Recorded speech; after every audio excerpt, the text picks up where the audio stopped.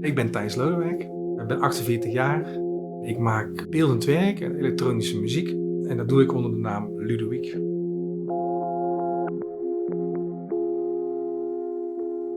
Ik ben ooit begonnen in mijn allereerste band met elektronische muziek al.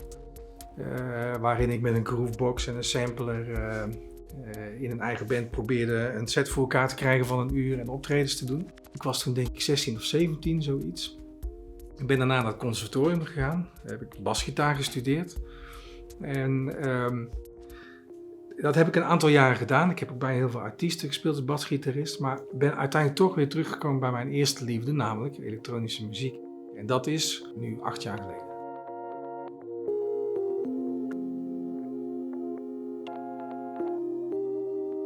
Ik heb de beeldende kant.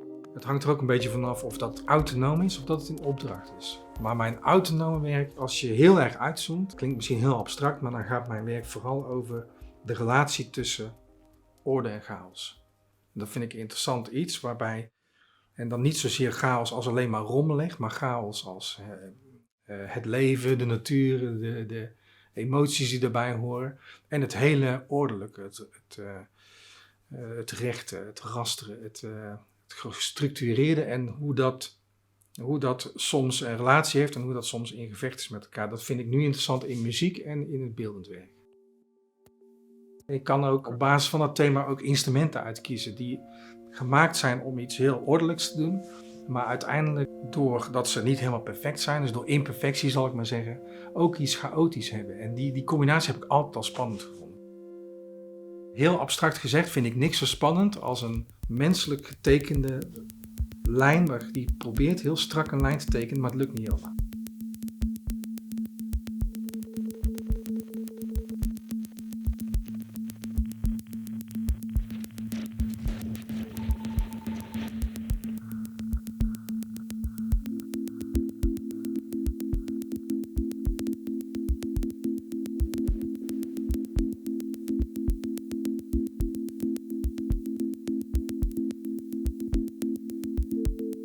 Het kantoor van ons label. Ons label heet WIC Recordings. Dat run ik met mijn broer, Joost Lodewijk. Hier brengen wij vooral mijn eigen muziek uit. Of releases van andere artiesten. Ik produceer soms ook voor anderen. Dus hier hangt bijvoorbeeld Wende Snijders. Ik heb haar laatste plaat meegeproduceerd en meegeschreven. Hier hangen mijn eigen platen. Hier hangt bijvoorbeeld ook de OST-release van Katana Zero, die indie game, die ook wij met het label hebben uitgebracht. En ik ben momenteel bezig met de laatste plaat van Lakshmi. Ik heb een groeiende behoefte aan autonoom werk te maken. Ik heb gelukkig ook steeds meer de mogelijkheid om tijd in te ruimen om autonoom werk te ontwikkelen.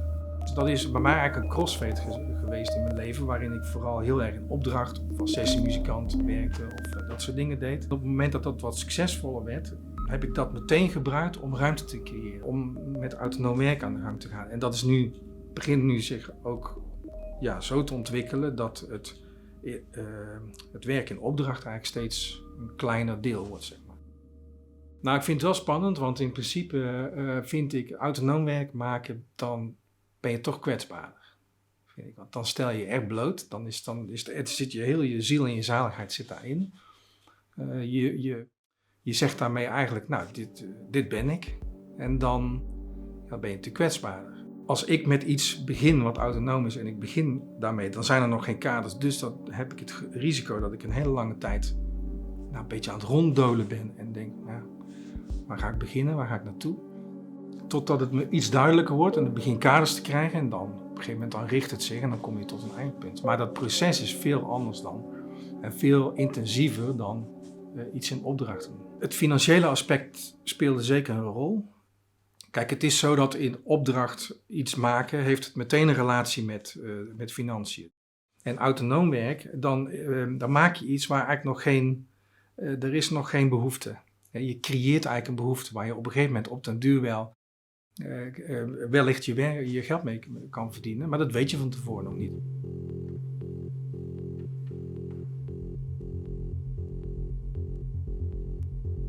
Een belangrijk sleutelmoment is wel geweest dat ik maakte synthesizer video. Ik vond dat gewoon leuk om te doen. Er was helemaal geen behoefte aan. Daar werd ook niet naar gevraagd of ik dat wilde doen. Dat deed ik gewoon uit mezelf. Ik vond het leuk. Ik maakte video's met synthesizers en die zag alleen maar handen en dat postte ik op YouTube. En dat begon een beetje te groeien. Op een bepaald moment is er een game developer geweest uit Amerika. Die is op mijn YouTube kanaal gekomen. Die heeft op basis daarvan mij gevraagd om muziek te maken voor zijn game die hij aan het ontwikkelen was. En die game, dat is een ontzettende indie game hit geworden wereldwijd. Dat is een sleutelmoment geweest, eigenlijk niet alleen maar omdat dat commercieel een succes werd, maar vooral omdat dat mij loonde als ik autonoom iets doe, die synthesizer video's, ik zag dat als helemaal autonoom. Ik doe dat omdat ik dat gewoon wil doen. Dan loont dat dus uiteindelijk. En heeft het mij deze opdracht opgeleverd. En ik had dit niet kunnen doen zonder die zeg maar autonome video's.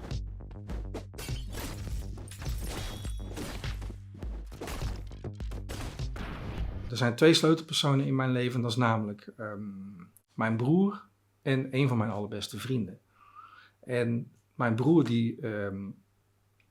alles wat ik nu met Ludovic doe, dat trek ik op samen met mijn broer. Die doet eigenlijk alle productie eromheen. En mijn manager is een van mijn beste vrienden. En ja, waarom zijn dat eigenlijk sleutelfiguren? Omdat die mij continu op scherp houden. Mij de juiste vragen stellen, waardoor ik denk, moet ik dit nou wel doen of niet doen? Moet ik linksaf of rechtsaf? En zij er ongelooflijk voor zorgen dat ik koers blijf varen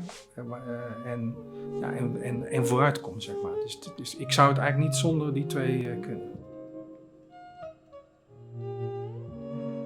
De uitvinding van het Trautonium is 1929. De echte oude versie van het Trautonium, daar kan je eigenlijk niet meer aankomen. Dat zijn echt museumstukken. Maar ik heb uiteindelijk iemand gevonden in Duitsland die had nog de kennis, of die heeft de kennis om er eentje te bouwen. Daar heb ik contact mee gehad en ik heb hem gevraagd, wil je er eentje voor mij bouwen? Dan heeft hij eerst een kleine gebouwd. Dat heet dan ook op zijn Duits het Volkstrautonium. Ja, deze heb ik op heel veel platen gebruikt. Dus die staat ook op de laatste plaat van Sevda Lisa, van Lakshmi dus, van Wende Snijders, van zelfs Neverone, die rockband. Deze heb ik heel veel gebruikt. En naar aanleiding van dit heb ik hem weer gecontact en gevraagd, wil je voor mij de grotere variant bouwen? En dat heet het Mixture Trautonium. Die heeft 2 klavieren. En die heeft een hele uitgebreide mogelijkheid om met een soort boventonen ook veel meer harmonieën te spelen. En hier heb ik 2 jaar op moeten wachten. Hij heeft hier 2 jaar aan gebouwd. En ik heb hem nu sinds een aantal maanden in huis. Ik ben er veel op aan het oefenen. En hiermee ben ik een van de 3 Trautonium-spelers ter wereld. En mijn ambitie is eigenlijk om ik zie dit eigenlijk als het vergeten instrument, om dit instrument weer opnieuw onder de aandacht te brengen en ook te plaatsen in deze tijd. Op het moment dat ik aan het creëren ben, dan ben ik niet bezig met ondernemen. Alleen uiteindelijk met de resultaten die daaruit voortkomen, vind ik het wel heel prettig om te ondernemen. Wat mij geholpen heeft in mijn zakelijke ontwikkeling is dat ik uiteindelijk toch wel in staat ben om goed in te schatten waar ik het eventueel zou kunnen plaatsen.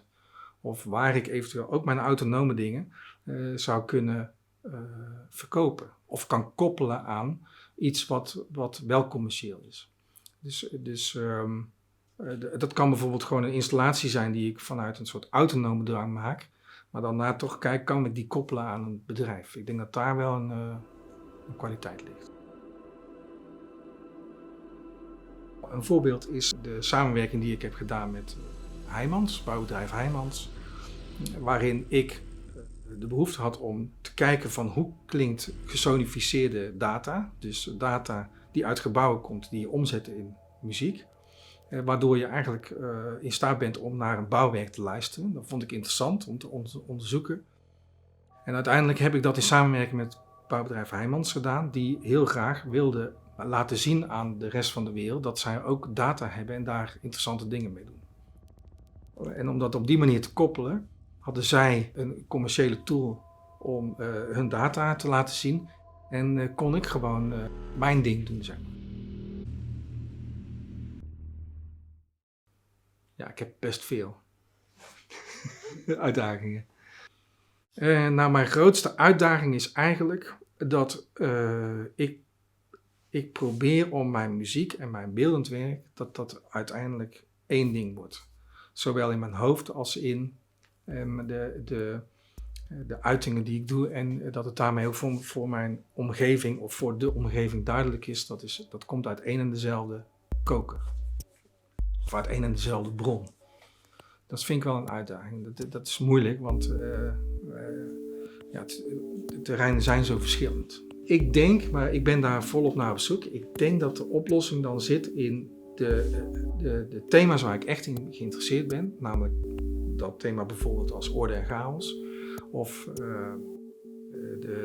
het laten klinken of laten zien van stromingen vind ik ook heel interessant.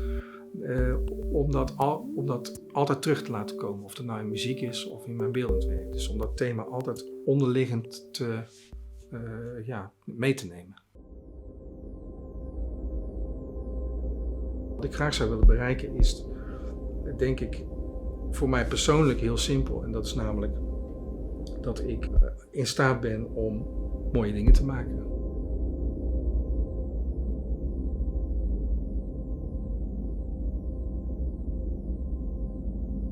De tip die ik zou willen geven is om niet al in een te vroeg stadium te denken aan waar is behoefte aan. Maar om echt iets te maken wat je zelf graag wil en dan vervolgens pas kijken of je behoefte kan creëren daarmee. En een andere tip die ik zou willen geven is, dat werkt in ieder geval voor mij heel erg, is dat zoek het niet te ver weg. Dus ik ben wel bezig om mijn muziek en mijn beeldend werk overal te krijgen, om dat echt wel ver te zoeken. Maar de mensen waar ik mee samenwerk, die zoek ik juist heel dichtbij. En wat daarvoor zorgt is dat ik een cirkel heb van mensen die ik heel goed ken, die mij heel goed kennen, dus ik hoef daarmee niet veel uit te leggen. Het zorgt voor een hele veilige omgeving waarin ik kan creëren. En dat zou ik iedereen gunnen. Als ik kijk waar ik nu sta, ben ik tevreden met wat ik doe. Maar dat betekent niet dat ik er al ben. Dus ik heb in die zin altijd ongeduld en onvrede met waar ik nu sta en de doelen die ik mezelf stel.